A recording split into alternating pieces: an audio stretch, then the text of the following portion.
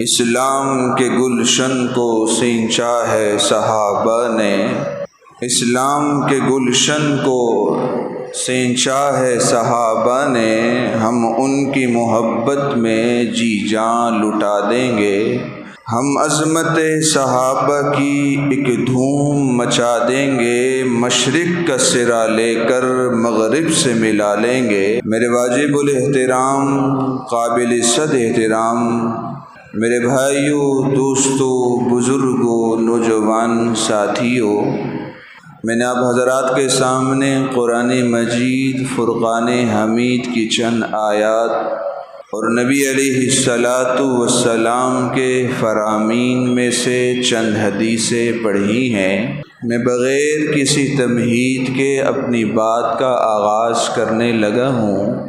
میرے بھائیوں، دوستوں، اس کائنات کے اندر دو جماعتیں ایسی ہیں جن جماعتوں کا انتخاب براہ راست میرے اللہ نے کیا ہے۔ سب سے پہلے انبیاء کی جماعت اور پھر حضرات صحابہ کرام کی جماعت۔ ہم سب کا یہ عقیدہ ہے کہ کوئی بھی نبی اپنے چاہنے سے نبی نہیں بنا، کوئی بھی نبی اپنی مرضی سے نبی نہیں بنا۔ ایسا نہیں ہوا کہ کسی نے چاہا میں نبی بن جاؤں، اللہ نے اسے نبی بنا دیا ہو، بلکہ اللہ نے جسے چاہا نبی بنا دیا ہے۔ اللہ رب العزت نے جتنے بھی نفوس ہیں، تمام کے نفوس پر، دلوں پر نگاہ ڈالی، اور جو سب سے بہترین نفوس میرے رب کی نگاہ میں آئے، اللہ رب العزت نے انہیں اٹھا کر نبی بنا دیا۔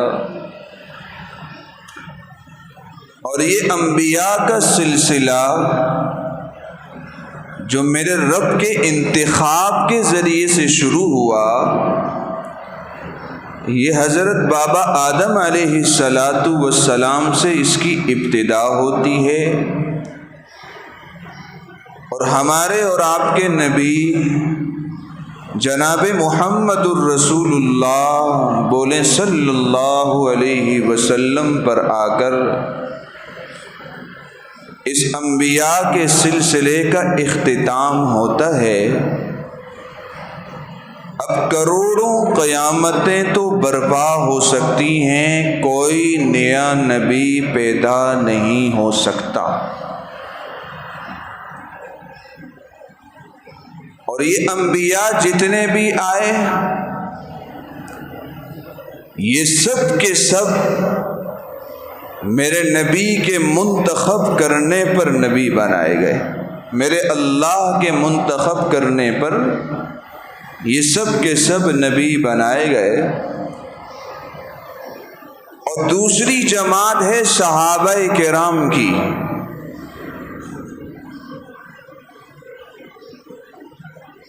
صحابہ کرام کی جماعت بھی میرے رب کی منتخب کردہ جماعت ہے۔ اہل سنت والجماعت کا عقیدہ یہ ہے کہ کوئی شخص کتنی بھی عبادت کیوں نہ کر لے، کتنی ہی تسبیحات کیوں نہ پڑھ لے، کتنی ہی زیادہ عبادات کیوں نہ کر لے، اپنی پوری زندگی رب کے سامنے سر بسجود کر لے، میرے مسلمان دوستو، ان تمام چیزوں سے اگر اس کا مقصد یہ ہے کہ میں صحابی بن جاؤں، وہ صحابی نہیں بن سکتا۔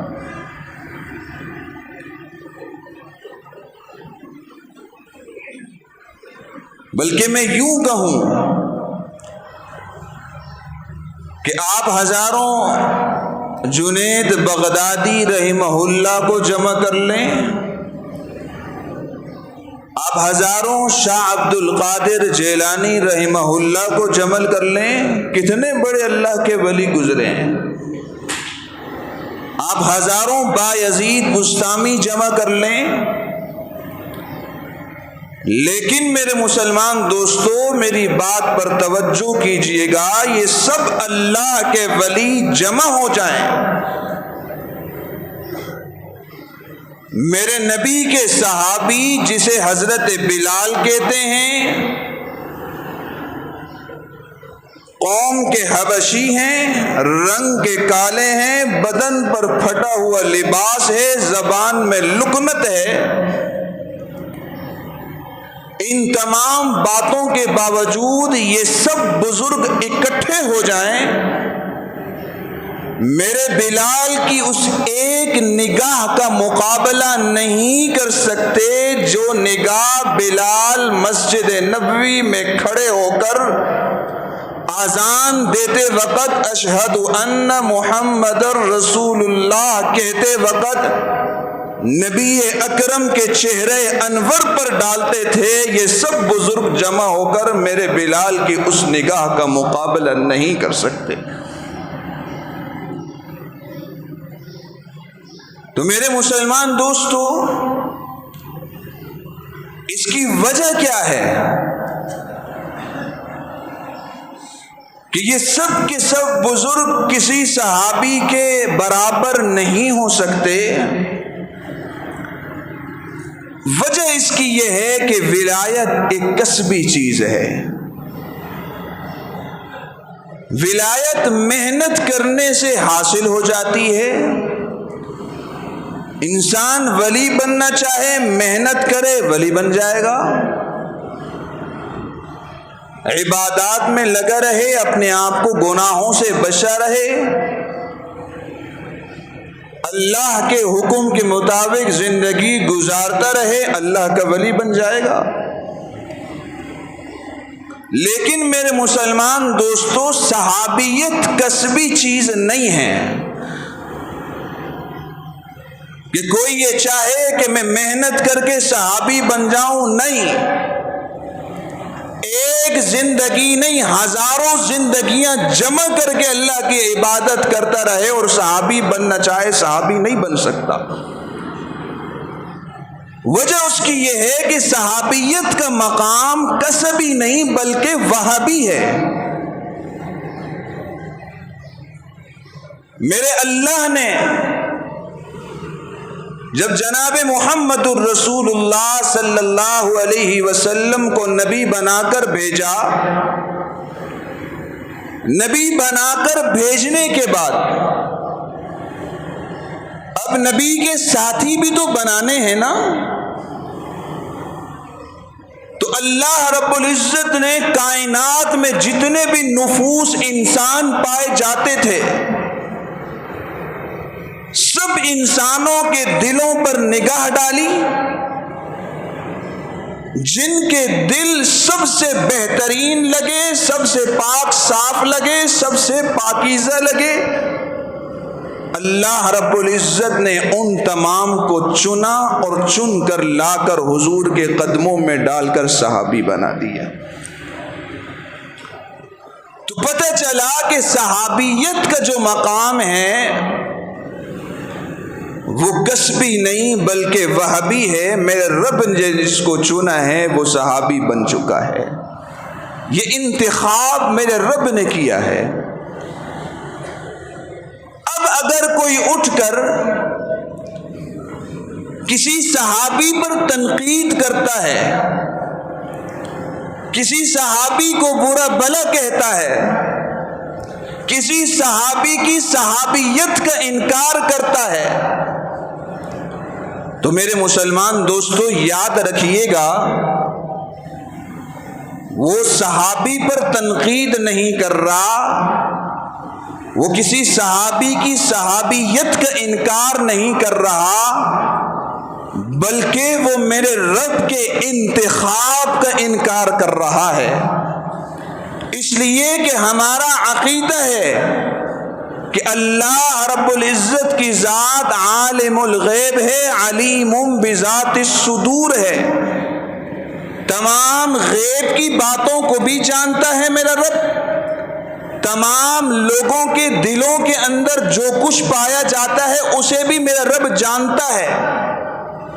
اب اگر کوئی شخص کسی صحابی پر تنقید کرتا ہے تو وہ صحابی پر تنقید نہیں، وہ میرے رب کے انتخاب پر تنقید کر رہا ہے۔ وہ یہ بتانا چاہ رہا ہے کہ اللہ کو معلوم نہیں تھا، اللہ کے علم میں یہ بات نہیں تھی کہ یہ صحابی ایسا ایسا ہے اور اٹھا کر صحابی بنا دیا، لہذا یہ صحابی نہیں۔ تو میرے مسلمان دوستو، کسی صحابی پر تنقید کرنا ہمارا عقیدہ ہے، صحابی پر تنقید نہیں بلکہ براہ راست میرے رب کے انتخاب پر تنقید ہو رہی ہے۔ اور یاد رکھیے، جو میرے رب کے انتخاب پر تنقید کرے وہ شخص مسلمان نہیں ہو سکتا، وہ شخص مسلمان نہیں ہو سکتا۔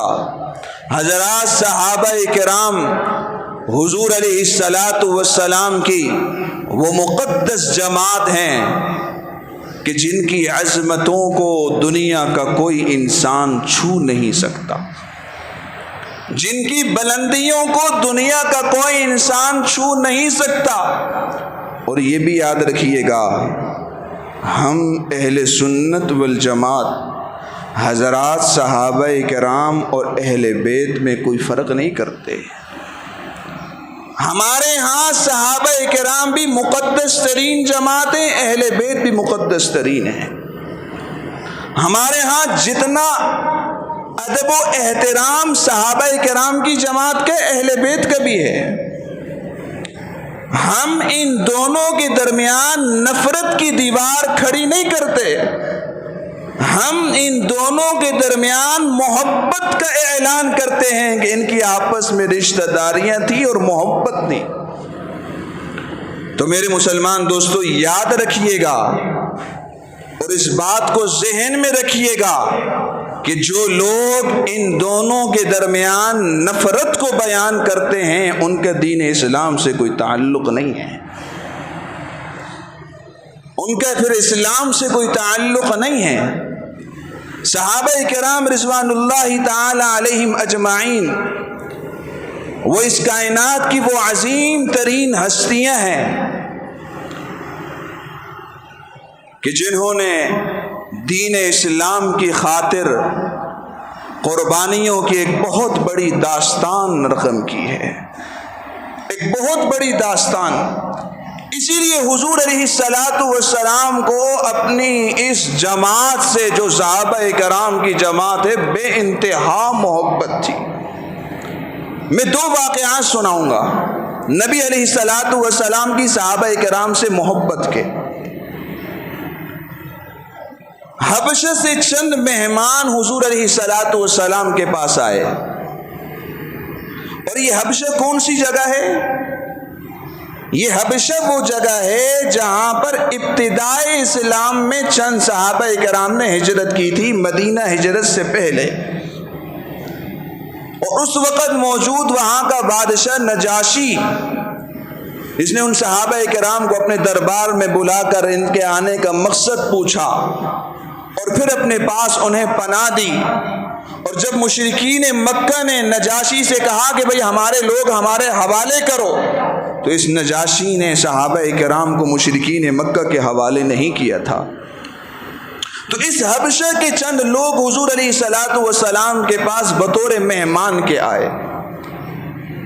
عموماً حضور علیہ الصلاۃ والسلام کی عادت یہ ہوا کرتی تھی کہ جب حضور علیہ الصلاۃ والسلام کے پاس کوئی مہمان آتا تو حضور کسی نہ کسی صحابی کو حوالے کر کے مہمان کو اس کے حوالے کر دیتے، بھئی جاؤ، مہمان آیا، اس کا اکرام کرو۔ لیکن جب حبشہ کے مہمان آئے، حضور علیہ الصلاۃ والسلام نے ان مہمانوں کو کسی صحابی کے حوالے نہیں کیا، بلکہ فرمایا ان مہمانوں کا کھانا اگر پکائے گی تو عائشہ صدیقہ پکائے گی یا فاطمہ الزہرا پکائے گی، ان مہمانوں کا اکرام میرے گھر سے ہوگا۔ صحابہ کرام بڑے پریشان کہ مہمان تو اور بھی آتے ہیں لیکن یہ کوئی خاص مہمان لگتے ہیں۔ کھانا پک کر تیار ہوتا ہے۔ عموماً عادت یہ ہوتی تھی، حضرت انس بن مالک رضی اللہ تعالیٰ عنہ یہ حضور کے خادم خاص تھے، حضرت ابو ہریرہ رضی اللہ تعالیٰ عنہ، کہ مہمانوں کی خدمت یہ دو صحابہ کرام کرتے تھے، لیکن حبشہ کے مہمانوں کے لیے خود حضور جاتے ہیں، کھانا لے کر آتے ہیں، مہمانوں کی خدمت کرتے ہیں۔ صحابہ کرام نے حضور علیہ الصلاۃ والسلام سے پوچھا، ہے اللہ کے رسول مہمان تو اور بھی آتے ہیں، آپ تو ان کو کسی نہ کسی صحابی کے حوالے کر دیتے ہیں یا ان کی خدمت ہم سے کرواتے ہیں، یہ حبشہ کے لوگ کوئی خاص ہیں جن کی کھانا آپ کے گھر سے پک رہا ہے، خدمت آپ خود کر رہے ہیں؟ حضور علیہ الصلاۃ والسلام نے ارشاد فرمایا، یہ حبشہ کے لوگ وہ ہیں جب ان کے پاس میرے صحابہ گئے تھے، میرے صحابہ کی خدمت انہوں نے کی تھی، میرے صحابہ کو پناہ انہوں نے دی تھی۔ جو میرے صحابہ سے محبت کریں، میرے صحابہ کو پناہ دیں اور میں ان کی خدمت نہ کروں، یہ ہو نہیں سکتا۔ جو میرے صحابہ سے محبت کرتے ہیں، میری محبت ان سے۔ یہ صحابہ کرام کا مقام ہے جو حضور علیہ الصلاۃ والسلام بیان کرنا چاہ رہے ہیں۔ اور صرف یہی نہیں، تصویر کا دوسرا رخ بھی دیکھنا چاہیے۔ ایک مرتبہ کسی کا جنازہ آیا، حضور علیہ الصلاۃ والسلام کے پاس آئے کہ حضور جنازہ آ گیا ہے، آپ جنازہ پڑھا دیں۔ حضور کو تو معلوم ہے جنازہ کس کا ہے، گھر سے ہی انکار کر سکتے تھے، بھائی میں جنازہ نہیں پڑھاتا، لیکن گھر سے انکار کرتے تو لوگوں کو پتہ کیسے چلتا کہ حضور نے انکار کیا ہے؟ حضور چل پڑے، تمام کے تمام لوگوں کا مجمع ہے، جنازہ بالکل تیار ہے۔ حضور علیہ الصلاۃ والسلام آگے بڑھتے ہیں، جنازے کے چہرے سے کپڑا ہٹاتے ہیں، ہٹا کر جب چہرہ دیکھتے ہیں تو بولتے ہیں بابا میں اس کا جنازہ نہیں پڑھاتا۔ بھائی کیوں نہیں پڑھاتے؟ کہا یہ شخص عثمان غنی سے بغض رکھتا تھا، جو میرے صحابی سے بغض رکھے میں اس کا جنازہ نہیں پڑھاتا، جو میرے صحابی سے بغض رکھے میں اس کا جنازہ۔ تو میرے مسلمان دوستو، صحابہ کرام حضور علیہ الصلاۃ والسلام کی محبتوں کی لازوال داستان ہے۔ آج لوگ کہتے ہیں بھائی صحابی کون ہے؟ امیر معاویہ تو صحابی تو تھے ہی نہیں۔ ہمارے کانوں تک آواز پہنچ جاتی ہے کہ کون لوگ کہتے ہیں امیر معاویہ صحابی نہیں تھے، کہتے ہیں بھائی صحابی کون ہے؟ تم نے قرآن پڑھا ہو تو پتہ ہو نا صحابی کون ہے، تم نے نبی کی حدیث اٹھا کر دیکھی ہو تو پتہ ہو نا صحابی کون ہے۔ منحوسوں کو کیا معلوم، جن کا نہ قرآن سے تعلق نہ نبی کی حدیث سے تعلق، انہیں کیا معلوم کہ صحابی کون؟ ذرا آؤ اللہ کا قرآن اٹھا کر دیکھو، صحابہ تو تمہیں قرآن میں ملیں گے۔ میرے نبی کے صحابہ یہ تاریخی لوگ نہیں کہ تم انہیں تاریخ میں تلاش کرو، میرے نبی کے صحابہ قرآنی لوگ ہیں، قرآن میں آ کر انہیں تلاش کرو۔ نبی کے صحابہ تو وہ لوگ ہیں، میرے مسلمان دوستو، اگر ہم سے کوئی کہے کہ بابا آپ مسلمان ہو، جی ہاں ہم مسلمان ہیں، آپ کے پاس آپ کے اسلام پر گواہی کیا ہے، دلیل کیا ہے؟ ہم کہیں بھائی ہم کلمہ پڑھتے ہیں، لا الہ الا اللہ محمد الرسول اللہ، ہم مسلمان ہیں، ہماری دلیل یہ ہے ہم نماز پڑھتے ہیں، دلیل یہ ہے ہم سر پر امامہ باندھتے ہیں حضور کی سنت سمجھ کر، ہماری دلیلیں ہمارے ارد گرد گھومتے ہیں ہمارے اسلام پر اور ایمان پر۔ صحابہ کرام وہ ہستیاں ہیں جن کے ایمان اور اسلام کی گواہی صحابہ نے خود نہیں دی، میرے رب نے قرآن میں دی ہے۔ میرے رب نے قرآن میں دی ہے اولئک هم المؤمنون حقا۔ ارے لوگو، تم نے حقیقی مومن دیکھنے ہیں نا، صحابہ کرام کو دیکھو۔ فَإِنْ آمَنُوا بِمِثْلِ مَا آمَنْتُمْ بِهِ فَقَدْ اهْتَدَوْا۔ لوگو، اگر تم نے یہ دیکھنا ہے نا کہ ہمارا ایمان کب کامیاب ترین ایمان ہوگا، تو پھر یاد رکھو اپنے ایمان کو صحابہ کے ایمان سے موازنہ کرو۔ اگر تمہارا ایمان صحابہ کے ایمان کی طرح ہے تو تم ہدایت پر ہو، تمہارا ایمان صحابہ کے ایمان کی طرح نہیں تو تم ہدایت پر نہیں۔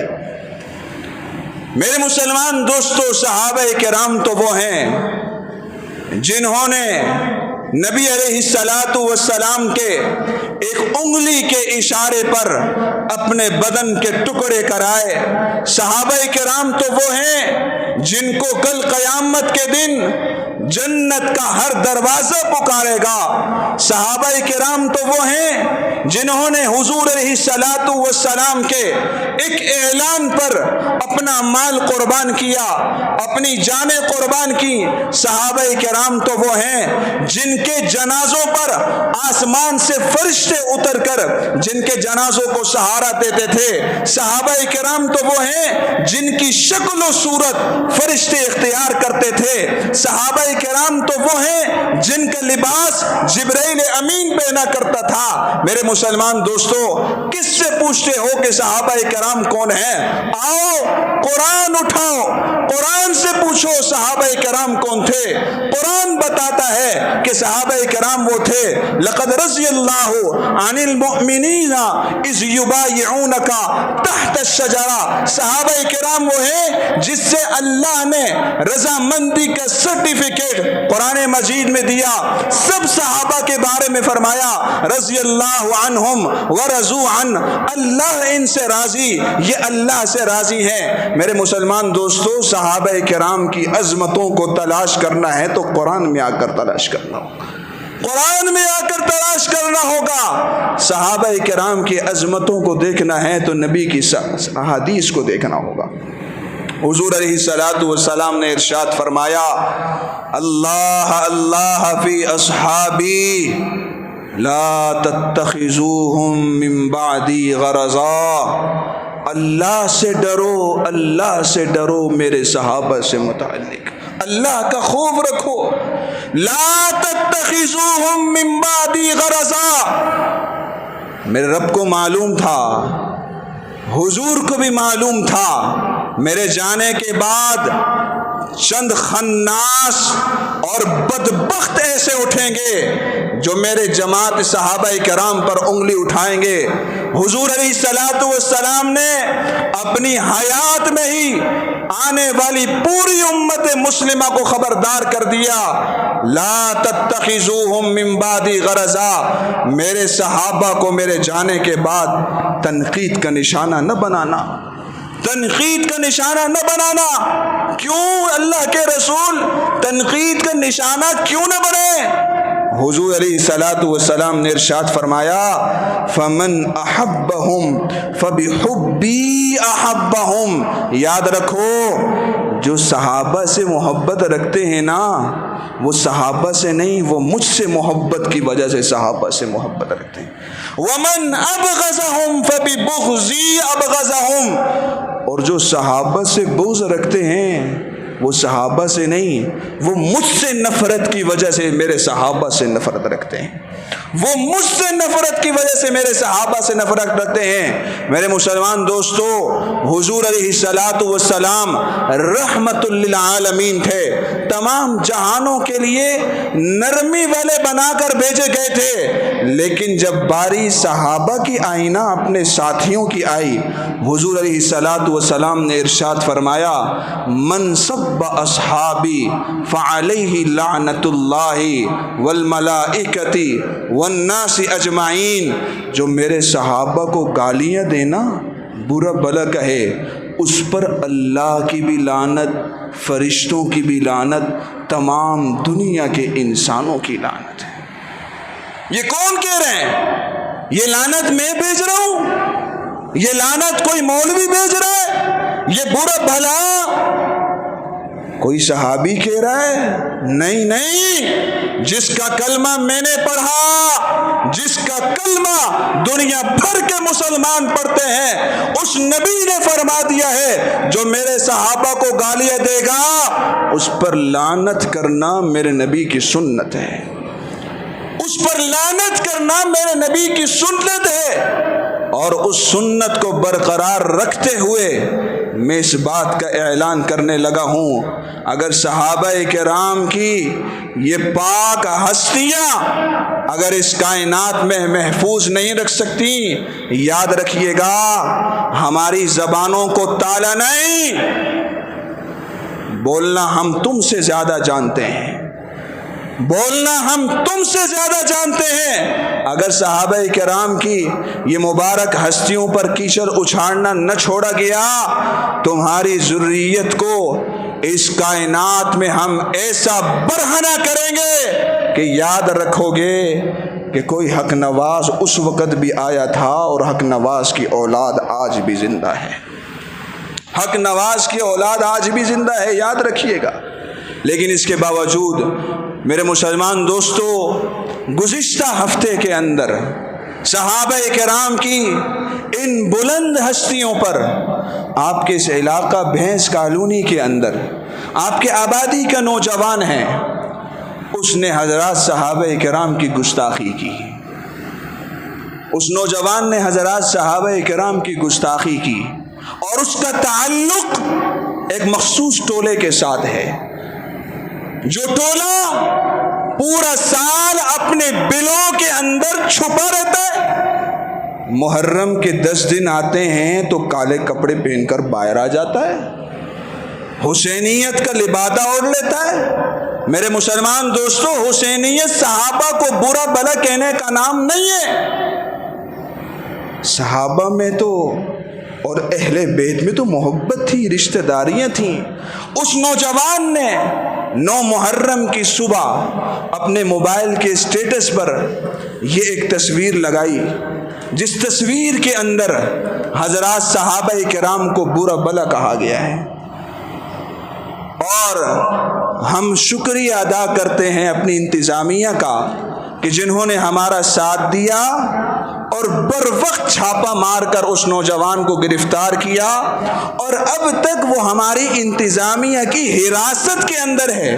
اب تک تو ہم شکر گزار ہیں اپنی انتظامیہ کے، لیکن آئندہ کے لیے اب کے بعد ہم اپنی انتظامیہ سے یہ درخواست کرتے ہیں کہ صحابہ کرام صرف ہمارے نہیں، آپ کے بھی ہیں۔ صحابہ کرام ہر کلمہ گو مسلمان کے ہیں، تو ہماری درخواست یہ ہے کہ اب کے بعد یہ کیس سرکاری مدعیت کے اندر آپ خود چلائیں اور اس گستاخ کو کیفر کردار تک پہنچائیں۔ آپ ہماری اس بات کی تائید کرتے ہیں؟ بالکل، سرکار کو چاہیے کہ وہ ایسے گستاخوں کو گرفتار کرے اور گرفتار کر کے کیفر کردار تک پہنچائے، تاکہ آئندہ کسی ملعون میں یہ جرت نہ ہو کہ وہ حضور علیہ الصلاۃ والسلام کی اس پاک جماعت پر انگلی اٹھائے۔ اللہ تعالی ہم سب کو سمجھنے کی اور عمل پیرا ہونے کی توفیق نصیب فرمائے۔ وآخر دعوانا ان الحمد للہ رب العالمین۔